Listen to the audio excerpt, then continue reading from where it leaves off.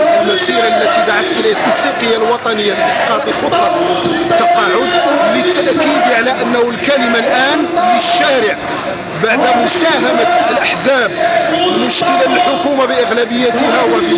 وبمعارضتها، والنقابات الممثلة كذلك في الغرفة الثانية، في مهزلة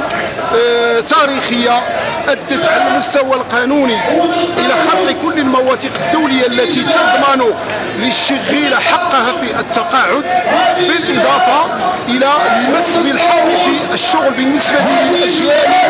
المقبلة. أقول أنه الكلمة الآن للشارع الذي يجب عليه أن يتحمل مسؤوليته، والاتفاقيات كذلك التي تلعب دورا مهما في التوعية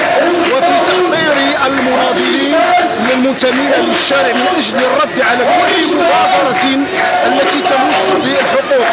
آسف إذا قلت أنه بدل الحفاظ على بدل البحث عن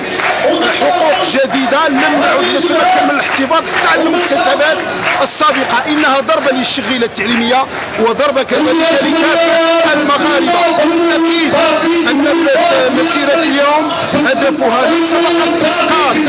خطة التقاعد التي تمت الصدقة عليها في الغرفتين معا، ولكن هذه التنسيقية ستستمر لتناضل من أجل الحفاظ على كافة حقوق